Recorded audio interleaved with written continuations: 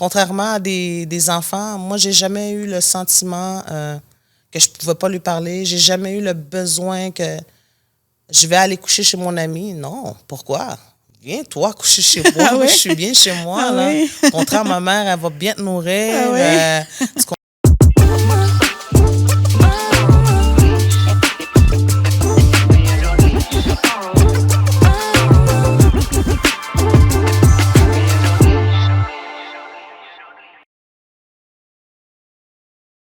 Bonjour, bienvenue à l'heure du bilan. Je suis Zafira Dissou et si c'est la première fois que vous vous joignez à nous, sachez que l'heure du bilan, c'est le podcast où on débite les doutes et on crédite des messages d'espoir. Ça fait plus d'une dizaine d'années que j'enseigne à HEC Montréal. Je suis CPA et en réalité, avec le temps, ce que j'ai réalisé, c'est que ce n'est pas que moi qui enseigne à mes étudiants, ce sont aussi eux qui m'enseignent des leçons tellement inspirantes que je ne pouvais pas les garder que pour moi. Donc, je vous invite à vous joindre à moi aujourd'hui pour une conversation avec Lisa Marie. Avec Lisa Marie, on va faire son bilan, on va faire des calculs, mais loin des chiffres, ce qu'on va calculer, c'est plutôt ce qui fait sens à son existence. Bonjour Lisa Marie, comment ça va? Bonjour, ça va bien et toi? Oui, ça va, merci. Merci de te joindre à moi. Aujourd'hui, c'est vraiment un honneur de te recevoir. La première question que j'ai pour toi, Lisa Marie, c'est quel est selon toi l'événement qui a été un point tournant dans ta vie? L'événement tournant que j'ai eu dans ma vie, c'est quand ma mère a eu un AVC. Donc, j'avais 11 ans. On avait de coutume, les deux, de se réveiller la nuit, puis on se rejoignait aux toilettes, dans le fond. Et puis, un jour, elle est tombée par terre, et puis elle m'a demandé d'appeler mon père, chose que j'ai fait.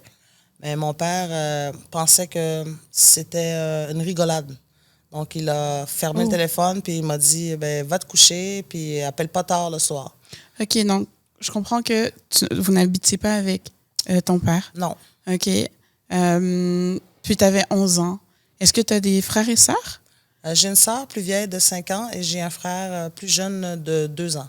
OK. De Puis moins. ton frère et ta sœur, pardon, ils étaient là aussi? Mon frère était là, ma sœur n'était pas là, elle était délinquante. Donc, ma mère était fatiguée, donc elle a décidé de l'envoyer dans un centre pour jeunesse. OK. Donc, il y avait juste moi et mon frère à la maison quand l'incident est arrivé. Étant une bonne fille, j'ai écouté ce que ma mère me disait, c'est-à-dire appelle ton père, j'ai rien fait.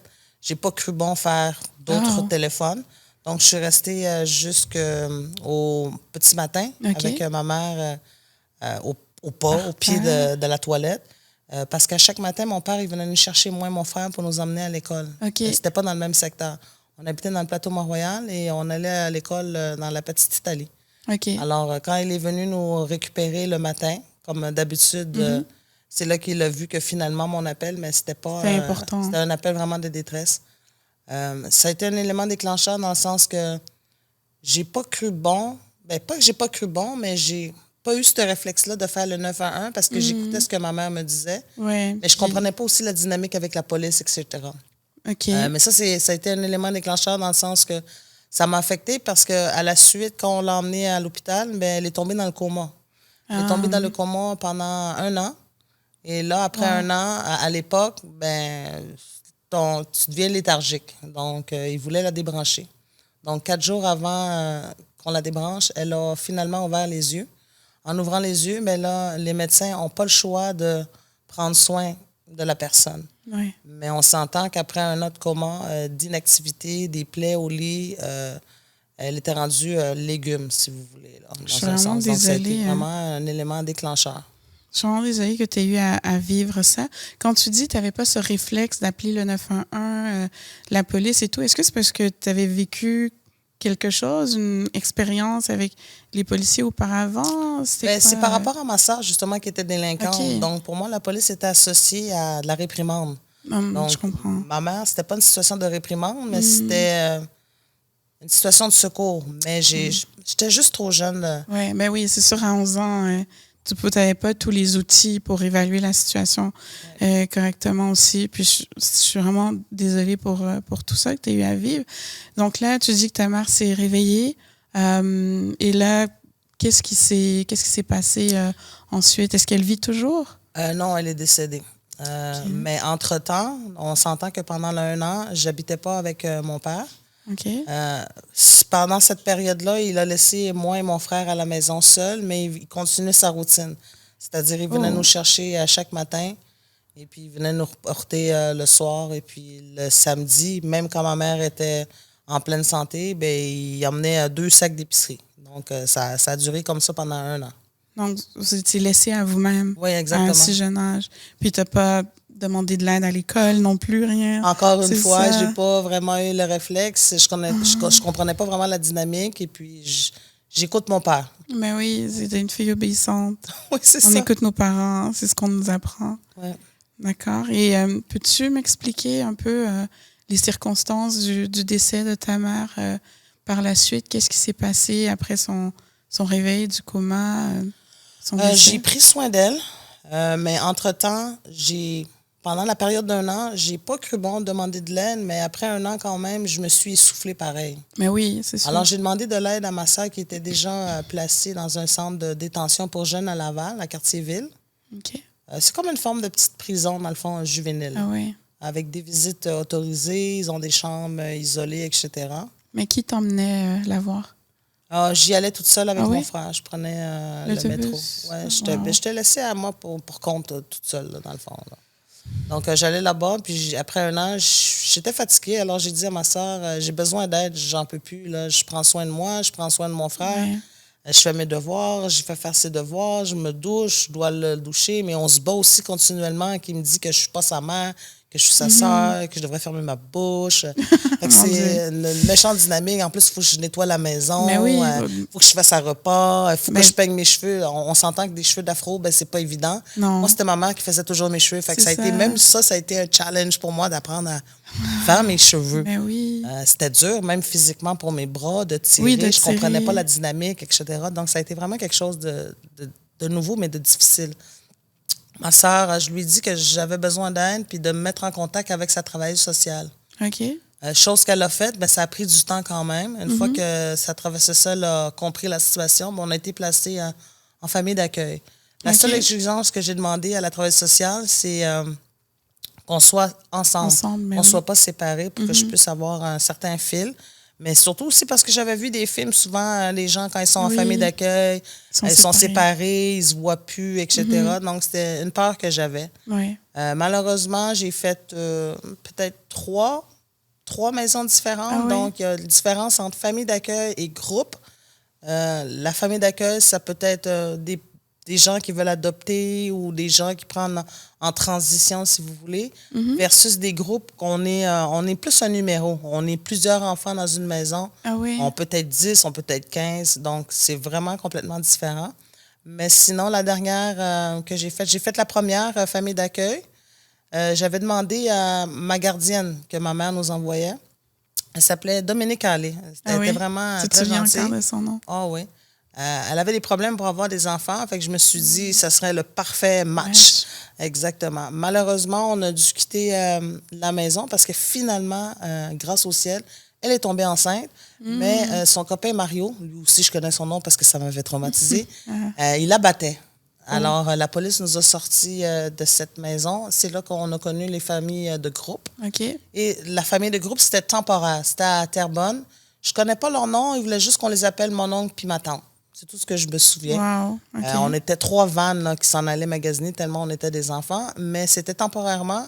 Et j'ai été relocalisée sur la rue Côte-Sainte-Catherine, à côté du HEC, chez Anita Dadaï, qui présentement est décédée. OK. Il y avait son fils Ludovic qui habitait avec elle. C'était tout. Et puis c'est là que les choses ont déraillé.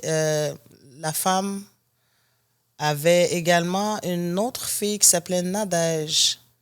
Elle était particulière parce qu'elle était aux prises avec la maladie de la jaunisse. C'était la première fois que j'avais un contact avec la jaunisse.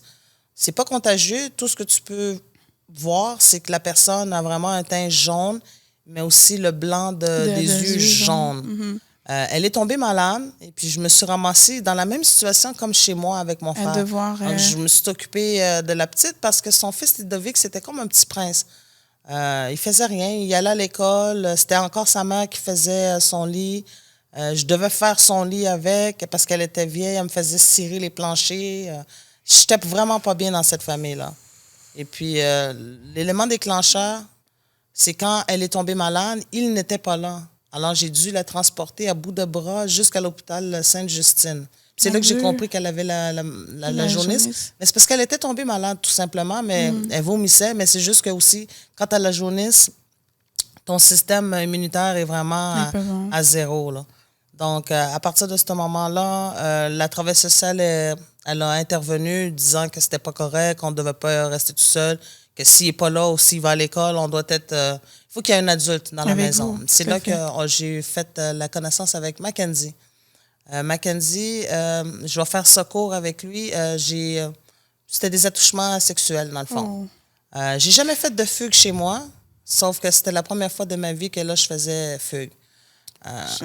Il n'y a aucun enfant, en fait, qui devrait vivre tout ce que tu as vécu, déjà de prendre soin de ta mère, de prendre soin de ton frère, de se retrouver dans des situations comme celle-là. Je suis vraiment désolée pour ce que tu as eu à vivre. Est-ce que tu as eu des ressources pour t'aider par rapport à les ressources? Bien franchement, je peux pas dire que le travail social m'a aidé. Parce que, est-ce que tu lui en as parlé? J'en ai parlé. Je ne vais pas parler de mes attouchements. Par contre, je me suis dit, je vais juste me contenter de lui dire que je suis dans une famille, qu'on prend soin de moi, mais que là, c'est moi qui prends soin. Ça, c'est juste depuis que Anita Dada était tombée malade. Mais là, faire à manger, Ludovic, il m'appelait, il me disait, fais à manger, on va être 4. Donc, je ne voyais plus vraiment la nécessité d'être là. Si c'est ça, mais je préfère retourner chez moi. Et être seule. Alors, c'est dans ce sens-là qu'elle a été plus ou moins un aide, dans le sens que peut-être qu'il y a eu beaucoup dans le système des enfants qui vont mentir. Donc, son premier réflexe, ça a été de ne pas me croire jusqu'à temps que je fasse la deuxième fugue.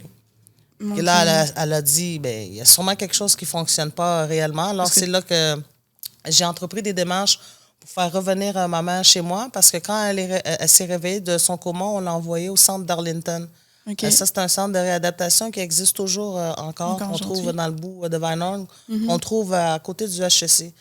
Dans le fond, ça a été ma demande. C'est pour ça que je me suis ramassée dans cette famille-là. Je veux être proche de ma mère pour que ce soit plus facile, les visites, que je n'ai pas à prendre d'autobus, de métro. C'est pas moi qui ai le contrôle de l'argent. Fait que si j'ai pas de passe, comment est-ce que je vais faire? Je sautais toujours les métros. Les tourniquets pour pouvoir aller voir ta mère. C'était comme plus une vie. J'étais fatiguée. Là. Fait que ça a été pour moi une bonne chose qu'on me mette proche d'elle. Mais sinon, après ça, j'ai fait les démarches. Elle est revenue à la maison. Et donc, il y avait moi, mon frère et ma mère. Mais on s'entend, quand elle est revenue à la maison... elle était en chaise roulante. C'est pas la même personne. Oui, je devais encore prendre soin de mon frère. Oui, je devais encore prendre soin de moi. Oui, je devais prendre soin en plus de ma mère. Mais j'aimais mieux ça que d'être placée chez un étranger qui me touche partout, là, finalement. Donc, pour les personnes qui nous écoutent, si vous vivez des situations similaires, si vous avez été aux prises avec des situations similaires, sachez qu'il y a en description de la vidéo des ressources pour vous aider. Alors, mais je voulais compléter, c'est vraiment important. C'est pas évident d'aller chercher de l'aide, mais des fois, il faut toujours continuer à cogner aux portes, puis il y a une porte qui va finir par s'ouvrir. Parce que sinon, gérer ça toute seule, c'est du impossible. C'est vraiment. C'est du impossible. C'est quelque chose que je vais jamais oublier. J'apprends à vivre avec. Ça change pas que j'ai des douleurs. Ça a changé aussi mes relations avec les hommes. Forcément. On va y revenir tout à l'heure. Relations avec les hommes. Puis là, tu parlais du HEC qui semblait être un peu ton point de repère, c'est vrai. Pourquoi ton point de repère?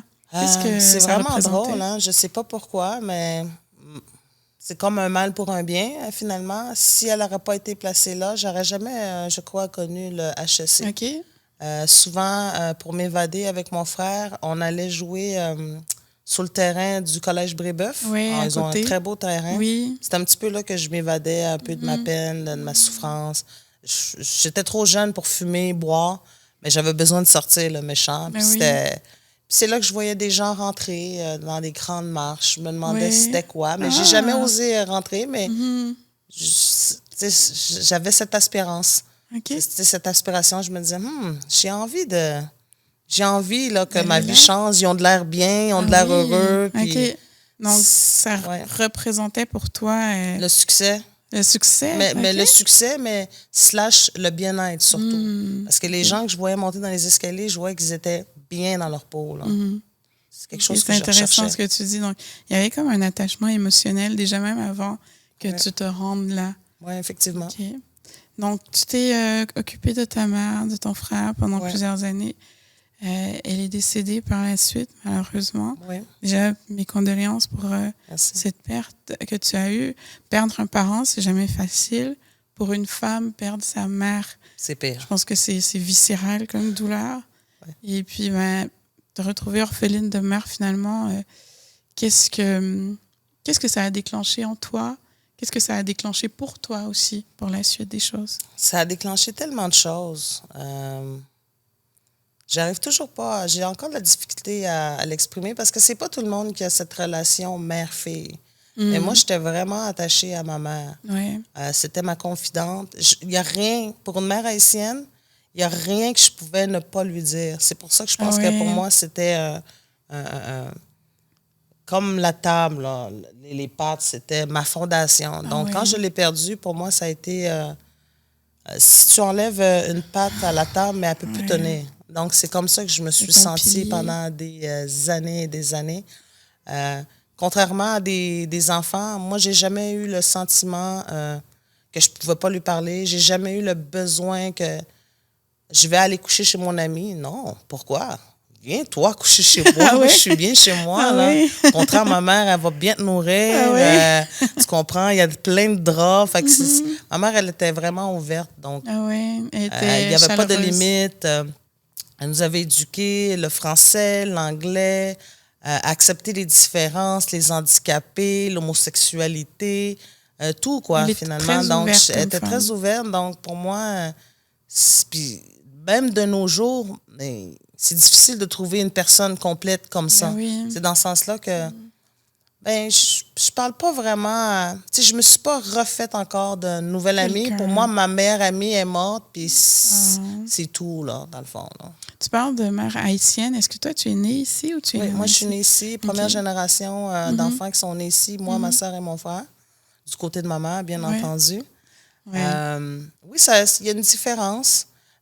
Surtout étant né dans le plateau Mont-Royal versus Montréal-Nord, c'est pas la même chose. J'ai habité quelques années à Montréal-Nord quand je suis retournée plus tard aux études, parce qu'on ne sait peut-être pas encore, mais je suis retournée aux études. On va en parler. Mais il y a vraiment une différence de culture. C'est pas la même chose. Explique-moi. C'est quoi la différence de culture? On dit, c'est bête ce que je vais dire, mais j'ai l'impression que là-bas, l'encadrement est tellement minime. Il manque trop de choses à Montréal-Nord. Il manque de couleurs, de gaieté, il manque d'aspiration, il manque de dire aux jeunes ou aux gens que tout est possible, tu peux réussir. Il manque on te traite également. Si tu rentres dans un magasin, bien, on ne va pas te regarder comme si tu étais un voleur. C'est pas la même chose dans le plateau Mont-Royal. Là, au contraire, on va venir te voir, on va t'accueillir, on va te dire bonjour. Là-bas, on va même pas te regarder. On va te regarder à travers la caméra de surveillance du magasin. Il y a vraiment une différence. Au niveau même des écoles que j'ai déjà visitées, moi, j'allais à Jeanne-Mance, dans le plateau Mont-Royal. Nous, on avait accès à une piscine. La piscine était belle. Il n'y avait pas de rouille, il n'y avait pas rien. Si tu regardes la piscine qu'ils ont, je crois que c'est Calixa-la-Vallée, parce que j'aime nager. C'est dégueulasse. C'est dégueulasse. Les casiers sont tous brisés. Il y a de la roue, il y a des cheveux qui traînent partout. Il manque de... Il n'y a pas d'espoir, je trouve, pour ces jeunes-là. Ce que tu décris, c'est un climat qui est hostile, en fait. Oui. Et je pense qu'on les garde dans ce cocon-là pour qu'ils comprennent que c'est ça qu'ils déservent. Excusez l'anglicisme, mais c'est comme ça que je me sens. Parce que moi, quand j'ai été dans d'autres écoles, on m'a montré que tout était possible. Puis que je ne devais pas accepter certaines conditions. Alors que là-bas, ça semble être naturel, ça semble être normal. Chose qui n'est pas normale. Exactement. Alors, ça ne m'étonne pas vraiment qu'ils restent ghettoisés. Ils sont vraiment ghettoisés. Ghettoisé veut dire tout simplement que tu restes dans ton paclin, tu sors pas. Puis c'est vraiment ce qui se passe là-bas. C'est vraiment Mais toi, déplorable. T'es pas resté dans ce genre d'environnement-là? Non, Là, je suis t'as retournée voulu- là-bas juste pour prendre un logement moins cher, mais OK. après 4 ans, pour moi, ça suffit. Là. Je peux pas vivre dans des conditions comme ça. Je parle de comprends. conditions comme ça parce que, ouais, je me sentais comme une chienne, là, à Montréal-Nord, que ce soit la condition des logements qu'on me donne avec des coquerelles, des Ah, non. je parle beaucoup, je m'exprime, puis Tu t'affirmes. oui, c'est justement, puis je pense que c'est quelque chose que il faut pas faire là-bas. Ah oui? Si tu t'exprimes, mais je trouve que tu vas rapidement avoir des ennuis. Mais quand tu dis là-bas, mais ici, si je pourrais Ben, dire je ça dis comme là-bas ça. dans Montréal-Nord. Oui, dans vraiment, là. Montréal-Nord, mais ici, c'est-à-dire pas dans Montréal-Nord. Est-ce que quand tu t'exprimais, c'est toujours quelque chose qui était bien vu, accueilli? Non. Non plus. Par contre, il y avait une limite. Il y avait une limite que, je donne un exemple. Si un étudiant va rétorquer à un professeur, ben, j'imagine que ça va être la direction expel tout de suite, alors qu'ici, ben, il y a un processus. Si tu t'exprimes bien, que tu le fais bien, ben, le professeur, déjà là, il va faire « Oh, OK, je me suis fait reprendre devant tout le monde. Oh, il faut faire attention. » C'est sûr qu'il y a des professeurs qui peuvent bien le prendre, puis il y a des professeurs qui peuvent mal le prendre, mais il y a un système quand même avant d'arriver à la punition, l'expulsion plus OK. rapidement que ce qui se passerait dans Montréal-Nord. Ça, définitivement, oui. Revenons, si tu veux bien, au décès de ta maman, Oui. de ta meilleure amie, comme tu l'appelles. Donc, c'est pour toi, c'est comme tu as perdu ton pilier, tu as perdu tes repères. Donc, tu as dû aller à Montréal-Nord après son décès, si j'ai bien compris. Pas tout de Pour, suite après son pas tout de décès. suite après, OK. Mais donc, pour trouver moins cher. Mais c'est ça, explique-moi un peu. Qu'est-ce qui s'est Qu'est-ce qui passé s'est passé exactement? Une fois qu'elle est revenue à la maison, que j'ai pris soin d'elle, etc., malheureusement, c'est comme si c'est l'histoire de ma vie, tragédie par-dessus tragédie. On l'a retrouvée étranglée au métro Sherbrooke. Il y a comme un viaduc. Ouais. Quand tu montes en haut du viaduc, il y a une église. Proche de Chérier? Oui, exactement Ouais. là, où est-ce qu'il y a une petite fruiterie, il y a la banque, la Caisse populaire des jardins. OK. Et puis, il y avait des petites clôtures. OK. Puis, moi, je trouve ça bizarre, mais de toute façon, tu sais, je suis obligée encore là d'accepter ce qu'on me dit, mais on l'a retrouvée étranglée avec ses propres foulards, puis ils disent que c'est la clôture, que son foulard est accroché, mais c'est nébuleux, mais on n'a jamais vraiment réellement su la vérité, mais au niveau de l'autopsie, ben, c'est non déterminé, si vous voulez. Ah ouais. J'ai fait une grosse dépression. Là, je pense qu'il était temps que je fasse une Mon dépression. Dieu. Que je Après pense à tout ça, moi-même, là, c'était vraiment. comme la goutte d'eau. Ouais, c'est là, c'était too much. Je me suis dit, après tout ce qu'elle a vécu, qu'elle est revenue Oui. handicapée, qu'elle a quand même été... Je trouvais que c'était juste... J'arrivais pas à comprendre, là, c'était vraiment too much. Je travaillais beaucoup, je travaillais en restauration, étant diplômée de l'Institut de tourisme et d'hôtellerie du Québec. OK. Je travaillais à l'hôpital et ensuite je travaillais en administration. OK. Donc, je faisais quand même relativement de l'argent. Donc, j'avais économisé pas mal d'argent. Je voulais m'acheter un bloc dans le plateau, Ah oui. mais finalement, au lieu de ça, je me suis acheté une terre. terre? Au cimetière, ouais, Côte-des-Neiges. Oh, OK. Oui, pour enterrer ma mère, parce que Oui. là, elle était décédée, elle n'a pas pu survivre à tout ça. Puis là, je suis partie en dépression après. J'ai arrêté de travailler. J'allais à l'école. Vraiment J'étais au HEC, j'avais OK, repris t'avais mes commencé. études. Oui, c'est ça, j'avais commencé. Mais là, j'ai comme tout abandonné, vraiment tout. Et puis, j'ai sombré dans la dépression. C'est là que j'ai déménagé dans Saint-Henri.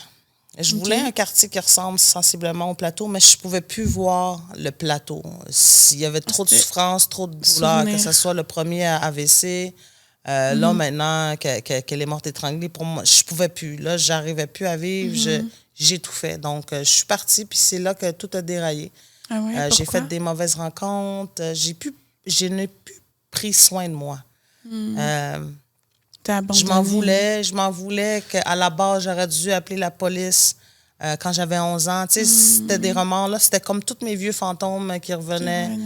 Je me sentais mal de m'avoir fait toucher pendant que j'étais en famille d'accueil. C'était un trop-plein, dans le fond. Alors, je suis partie dans... J'ai commencé la vie de délinquante, si vous voulez. Et c'est là que j'ai croisé un homme, aussi délinquant que délinquant. Et puis là, ça a engendré mon initiation à la vie toxique de couple. Mais ça veut dire quoi, la vie de délinquance pour toi?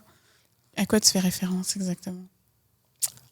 C'était pas quelqu'un qui travaillait. Il travaillait dans la rue. OK. Il prenait soin de moi, dans le fond. C'était une situation de contrôle. Mais moi, ça m'arrangeait dans le sens que j'arrivais plus à rien faire. J'étais comme un homme, comme on dit en anglais. Là. OK, numb. OK. C'est comme un il y avait une veg. apathie. Je sens plus rien. Je peux plus bouger. Je peux plus réfléchir. Je suis plus capable. Je suis fatiguée. Je me sens comme si j'ai 70 ans, mais dans le fond, je suis dans la vingtaine. Vulnérable. Tu étais dans une position de vulnérabilité. Exactement. Et puis j'ai vécu ça longtemps. Est-ce que tu penses qu'il a... je veux pas mettre des mots dans ta bouche, mais moi, ce que j'entends, c'est que quelque part, tu étais dans une position de vulnérabilité après des années de blessures refoulées, puis tu es tombé sur quelqu'un qui a vu cette vulnérabilité-là, puis qui a décidé de l'exploiter. Moi, je dirais que cette personne-là, c'est un professionnel. Je pense pas que je sois sa première victime, parce qu'il m'a très bien eu, là, dans le fond, mais... La Lisa que je connais, ça n'aurait jamais fait avoir de cette façon-là, mais dans l'état que j'étais, j'ai appris à me pardonner que oui, c'était possible que finalement je me suis fait avoir, puis qu'il m'a pris vraiment dans un mauvais moment de ma vie. Ça m'a plu dans le sens que j'avais rien à faire, mais tu peux pas rien faire. Puis il faut que l'argent rentre quelque part quand même, là. Donc, que la maison paye, il faut que je mange quand même. Donc, c'était quoi que tu devais faire en échange? Rien. Rien, OK. Je faisais rien. Dans le fond, je faisais juste baiser avec lui. Excusez de l'expression, mais c'est un peu la relation dans laquelle il m'entretenait, là, dans le fond. Est-ce qu'il y avait de l'abus psychologique, j'imagine? Physique? Au début, non.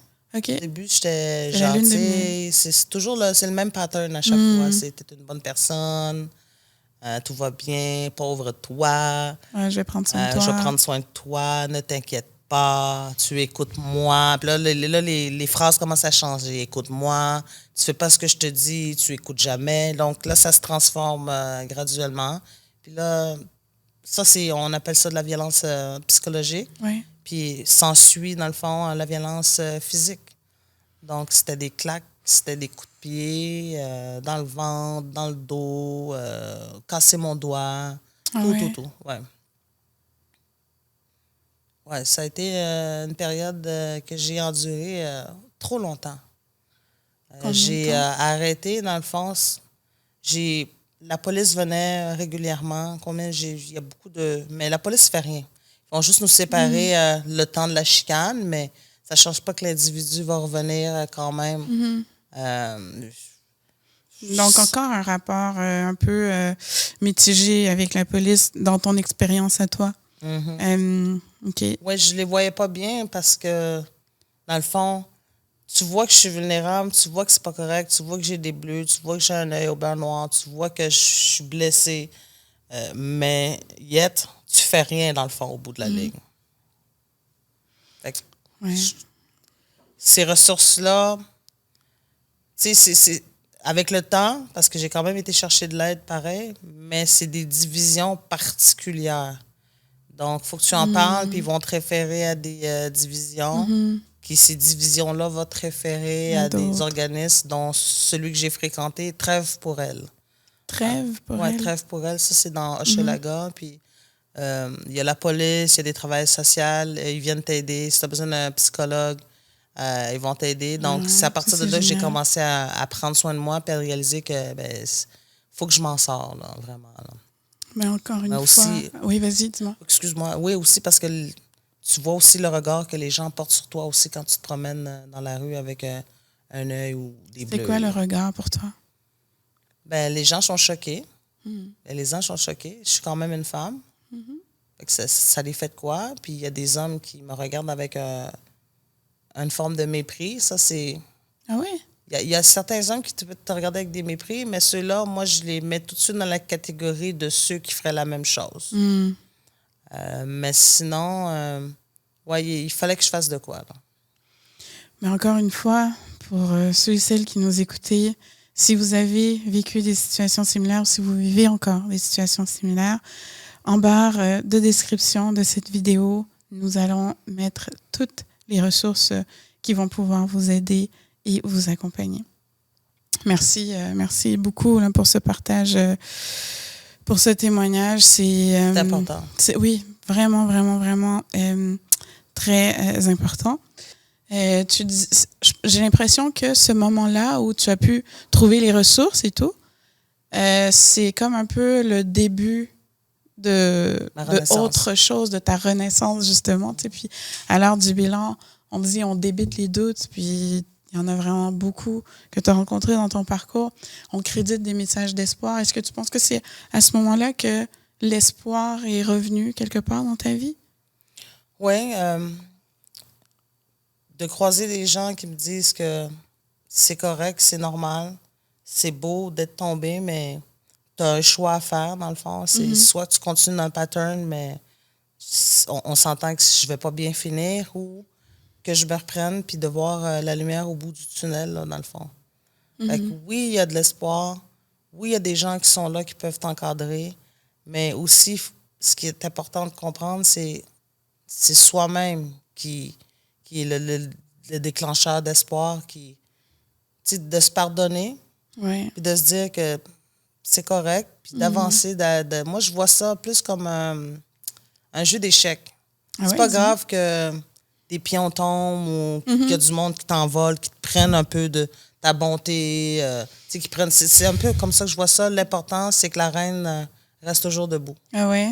Ça, c'est vraiment ce qui m'a motivé à me reprendre en main. Où est-ce que j'ai laissé finalement? Je suis une personne forte. J'ai des rêves, j'ai des objectifs. Puis je sais pas, je comprends que j'ai été blessée par tout ça, mais il n'y a rien. Ma mère ne va pas revenir. Je peux pas changer mon enfance. Je peux juste vivre mieux. J'avais pas envie de continuer à vivre avec cette douleur parce que mon début de parcours en tant qu'enfant avec ma mère était magnifique. Si j'étais bien, j'étais heureuse. Fait que j'ai pris ça comme une période sombre, puis je me suis dit, j'ai plus envie de continuer. J'ai plus la force. Là, j'ai plus la force de vivre dans le vibe que je suis, là, que j'étais, là. Donc, mais c'est paradoxal parce que t'as plus la force, mais ça prend aussi une force intérieure pour se sortir de cette... puis t'as réussi à trouver cette force-là. Puis j'aime bien ton analogie, là, le jeu d'échecs. Donc, malgré toutes les difficultés, là, tu as réussi à garder la reine Lisa Marie debout à travers tout ça. Et donc, si on veut, la délivrance, ça s'est fait comment? Est-ce que c'est justement le fait de reprendre tes études à HEC à ce moment-là?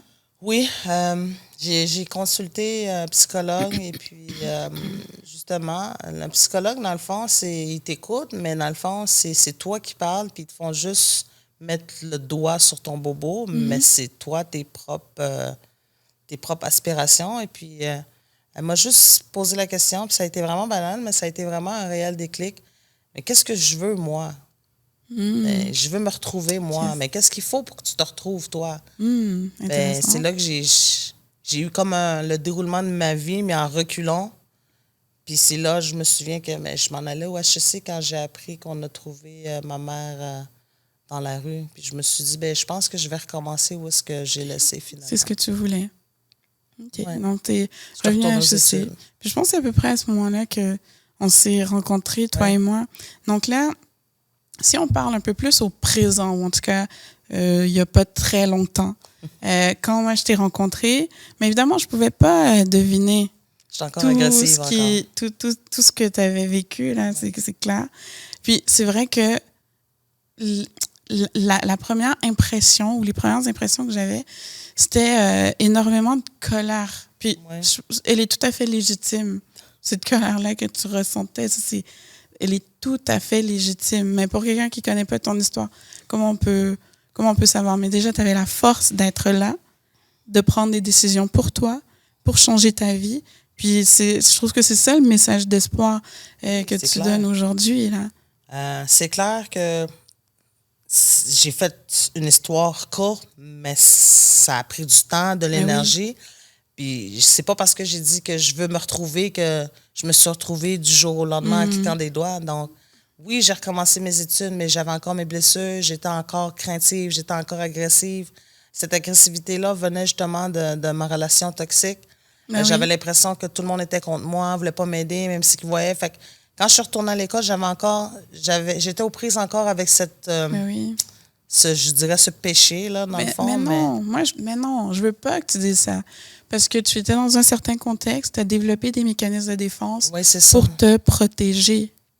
Donc, c'est long pour que ton cerveau, si on peut dire ça comme ça, comprenne que, OK, le contexte a changé, puis ces mécanismes de défense-là, j'en ai plus besoin. Puis maintenant, dans ce nouvel environnement, ces mécanismes de défense, ils me nuisent peut-être plus qu'ils m'aident. Donc, tu peux pas dire que c'était des péchés, tu peux pas t'en vouloir. Non, tu as fait ce que tu penses qui était mieux pour toi à ce moment-là. C'est quand même bien dit. J'avais pas encore fait le détachement.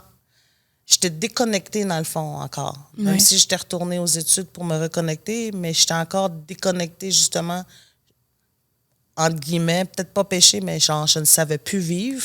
C'est comme savoir-être, genre, je sais vivre, je sais être polie, mais on dirait que ça, c'était loin en arrière. Donc, Et dans ce contexte-là, effectivement, ça m'ennuie. Donc, comme tu voulais faire une coupure, tu voulais passer au présent, mais c'est comme si ce passé-là, il te rattrapait. C'était comme un boulet quand même. Fait que là, je me suis dit une chose à la fois, mais je me souviens de notre première interaction, puis je me souviens que j'étais comme une lionne enragée. Tellement, je me souviens que... Puis je trouvais que c'était déplacé, mais je m'en rendais pas compte. Juste la façon que j'avais parlé, mon ton, je me souviens que toute la classe s'était retournée parce que c'était tellement choquant. Mais c'est pas choquant. Ben, c'est pas que c'est pas choquant ce que j'ai dit, mais c'est la façon que je l'ai dit. Je me souviens, je m'attends à ce que vous savez la réponse, puis vous me donnez la réponse. Je me souviens. Et puis, je me souviens que tu m'avais regardé et m'as dit, mais mon Dieu, c'est qui elle? C'est quoi son problème? Mais je suis contente quand même parce que tu m'as aidé aussi à travers mon processus parce que je sais que je suis venue te revoir dans le bureau après parce que je me suis sentie mal de l'interaction en classe. Puis c'est là que j'avais compris. Mais j'avais tellement aimé ta diplomatie de pas m'avoir ridiculisée. Parce que tu aurais pu me ridiculiser et me dire, tu sais quoi, si t'es pour me parler comme ça, prends la porte. Non, mais j'ai apprécié. Puis ça m'a fait... je me suis dit, mais voyons les hommes, mais tu peux pas agir comme ça. Tu viens chercher de l'aide dans le sens que je veux finir des cours, mais si je parle comme ça au professeur, ben, je m'aventure pour avoir des D. Là. Fait que ça va pas m'aider, surtout pas en comptabilité. Mais je me sentais juste mal parce que je voyais que tu étais gentille. Puis je me suis dit, mais non, il faut que je m'assoie avec elle pour lui expliquer que j'étais encore un peu rough, mais que c'est pas de sa faute, que c'est moi. Et c'est là que j'étais un petit peu étalée ma vie. J'ai apprécié qu'on se rencontre. Ça m'a fait du bien aussi. De parler. Puis, ben oui, je suis vraiment contente que tu aies pris le temps de faire ça, justement. Alors, c'est ça, tu l'as nommé, là. Tu faisais des études en comptabilité. Oui. Donc, toi, tu décides que, bon, tu veux faire des études, tu veux devenir comptable. Est-ce que c'est ça? Oui, exactement. Oui. Je me suis dit, pourquoi pas? À la base, quand j'étais au HEC, j'étais en administration. OK. Mais quand je suis revenue, je trouvais que c'était pas assez. Je voulais plus. Oui. Alors, j'ai transféré d'administration en comptabilité. OK, génial. Oui, j'aime les chiffres. Quand j'étais jeune, je me souviens, je disais tout le temps, il y a des mathématiques partout. La table, c'est des mathématiques. La chaise, c'est des mathématiques. La lumière, c'est des mathématiques. C'est toutes des formules de la science, mais c'est toutes des mathématiques, là, dans le fond. Puis je me suis dit, mais je pense que j'aimerais mieux la comptabilité beaucoup plus que de l'administration. L'administration, j'ai déjà... un DEC en gestion des services alimentaires / administration. Fait que j'avais déjà ça dans mon bagage. Mais exactement. Mais j'avais envie de quelque chose de plus sérieux. Puis ça allait aussi m'aider parce que la comptabilité, c'est quelque chose de quand même assez intense. C'est rigoureux. Il y a beaucoup de discipline. Puis je me suis dit, bien, ça va m'aider dans tous mes états d'âme. Là, j'aurai pas le choix de me donner des claps et me dire concentre-toi, réveille-toi. Puis là, je sais que là, ça fait 10 ans que je suis pas retournée aux études. Mais c'était une claque que j'avais besoin. C'était vraiment la claque que j'avais besoin de me donner. OK. S'il n'y a pas personne d'autre qui va me le donner, moi-même, fait que je me suis autodisciplinée, puis je me suis dit, comptable, c'est vraiment de la discipline parfaite pour moi. Parce que quand on te voit, on penserait pas à une comptable, on est d'accord. Non. Mais tu dis comptabilité, c'est la discipline parfaite pour toi. Parce qu'on a une image des comptables en général, des bas bruns, comme on dit au Québec. La cravate, les grosses lunettes, vraiment plates, qui ne sortent pas les fins de semaine. Mais je suis contente de voir justement quelqu'un qui apporte plus de couleurs finalement à la profession. Out of the box. Oui. C'est un peu, il faut de tout pour faire un monde. Mm-hmm. Donc, c'est plus les mêmes stéréotypes justement comme avant. Il y a de tout. Mais ça ne change pas que dans les couloirs, j'en ai rencontré encore là des... Oui. Typique. Mais de plus en plus, je vois justement que les gens ont changé puis qu'il y a des personnages différents.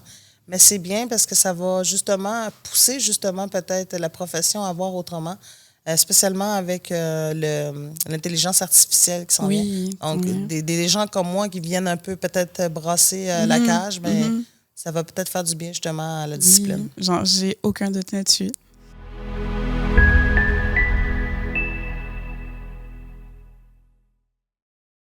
Alors maintenant, Lisa, Marie, j'aimerais faire un petit exercice avec toi. Parfait. Imagine qu'on a une machine à remonter le temps. Si tu pouvais remonter dans le temps et parler à Lisa Marie, à quelle époque est-ce que tu veux remonter? Puis quel conseil est-ce que tu lui donnerais? Je dirais, dans le fond, quand ma mère est tombée dans la toilette, c'est-à-dire quand j'avais 11 ans. Et puis... j'écoutais, j'étais vraiment obéissante, mais je pense que le conseil que je m'aurais dit, c'est bon obéir à une certaine limite. Puis c'est correct de se faire confiance. C'est correct de se faire confiance. Oui. Même si on te dit fais ça comme ça, c'est correct des fois. Dans la limite, du moment que tu suis la limite, mais c'est correct de déroger un peu, de se faire confiance, que c'est pas mal là, au bout de la ligne. Il n'y a pas un pattern droit qui est. Chacun a son pattern. T'sais, chacun a sa façon de... Je sais pas comment expliquer ça, mais... De lire les situations? Mais non, c'est que chacun a son temps. Fait que mon temps, c'est pas le même temps que l'autre. Donc, je m'aurais dit ça. C'est correct que, même si ma mère m'a dit ça, ben c'est correct que je pense différemment. J'aurais pu peut-être aller cogner chez un voisin ou... C'est juste outside of the box. It's okay. It's okay. Puis comment est-ce que tu appliquerais ce conseil-là aujourd'hui, de te faire confiance, justement? Ah, mais je le fais, justement. Sinon, je ne serais pas retournée aux études. Fait que it's okay, mon parcours. Génial. It's okay, mon parcours. Puis je think outside of the box. Puis c'est correct de retourner, même si je rentre que dans le corridor de l'école, que des fois, la sécurité va me dire « Oui, bonjour, madame. Je m'en vais dans mon cours parce que je n'ai pas le profil typique avec le veston, etc. Mais ce concept-là, je l'ai appliqué. Puis c'est pour ça que je suis retournée aux études. Puis, c'est génial, c'est génial. Et mais si vous aussi, à la maison, là, qui nous écoutez, c'est un conseil qui résonne pour vous, ben, écrivez-nous-le en commentaire. J'aimerais beaucoup vous lire par rapport à ça. Est-ce que ça vous est déjà arrivé de vous faire confiance ou est-ce que à certains moments, vous auriez aimé vous être fait confiance? J'aimerais bien vous lire par rapport à ça. Génial. Donc, ben c'est quoi ton quotidien aujourd'hui, Lisa Marie? Explique-moi. J'essaie de terminer, dans le fond, mes études. Mais tu es sur la fin. Oui, il me reste 2 cours pour finir mon bac. Ensuite, je vais entamer le DESS. Bravo. Je travaille de peine et misère dans des contrats en attendant le temps de finir mes études. Et puis, je prends mon mal en patience. Ben, un jour à la fois. Oui, exactement. Un peu ça. Donc, tu travailles. Est-ce que tu travailles à temps plein, temps partiel? Non, par contrat. Donc, OK, par contrat. Je fais des contrats en service, tout simplement serveuse, barmaid, maître d'hôtel. OK. Mais ça m'arrange, c'est bien pour moi parce que quand c'est trop intensif les cours, mais ça me permet de ne pas décevoir mon employeur, justement, puisque je suis un travailleur autonome. OK, d'accord. Puis c'est ça, tu avais dit que tu avais étudié à l'ITHQ, donc tu as ce background-là J'ai ce qui background-là t'aide déjà encore là. aujourd'hui. Donc, c'est ça m'a génial. permis justement d'être capable de faire des contrats, justement. Dans ce domaine-là.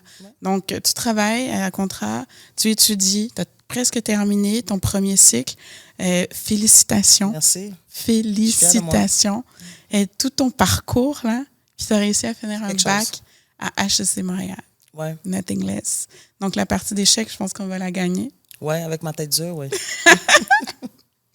C'est génial, j'adore. Maintenant, on a fait ton bilan. Et tu le sais, tu es comptable. En tout cas, bientôt comptable. Ouais. À la fin d'un bilan, on doit voir si ça balance. Est-ce que ça balance, Lisa-Marie? Oui, ça balance parce que je suis quand même fière. Quand je me suis engagée dans ce parcours-là, je n'étais pas sûre. Oui, c'est beau, là. C'est beau en pensée. Oui. Mais concrètement, est-ce que je vais y arriver? Oui, ça balance parce que j'étais à la fin quand même de mes études. Oui, bravo. Donc, je suis fière de moi. C'est sûr qu'au début, ça n'a pas été facile. C'est-à-dire de me coucher à des heures raisonnables, de me réveiller à des heures raisonnables, de m'organiser mon planning, mes devoirs, mes lectures. Donc, oui, ça balance parce que j'y arrive. J'ai peut-être pas la mention d'honneur, mais pour moi, je suis totalement en paix avec ça. C'est parfait. C'est même un miracle, dans le fond, que justement, après tout mon parcours, que j'ai été acceptée au HEC, que je vais bientôt graduer. Donc, pour moi, je suis vraiment fière de moi. La mention d'honneur, c'est moi qui te la donne aujourd'hui, Lisa-Marie. Merci. OK. D'avoir réussi à terminer avec tout ce que tu avais comme passif, si je peux dire, dans ton parcours. Tu as réussi à créer tout ça. Ça, c'est vraiment une mention d'honneur en soi. Puis tu peux être très fière de toi. Merci. Vraiment. Mais je veux faire un point-virgule. Tu as fait partie de mes actifs. C'est vrai. Tu m'as aidé justement à avancer. Puis je me souviens de notre discussion. Donc, je voulais te remercier aussi parce que il y a des fois, ça n'a pas été facile. Puis il y a des fois, j'avais envie de lâcher, je vais être honnête.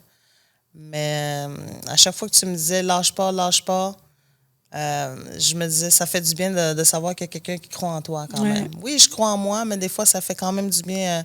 C'est une petite tape sur les épaules. Tu sais. Je te disais, on finit en 2025. 2025, puis on est en 2025. Puis j'ai suivi ton conseil. Génial. Je suis vraiment très contente que ça balance. Ben, c'est vraiment parfait.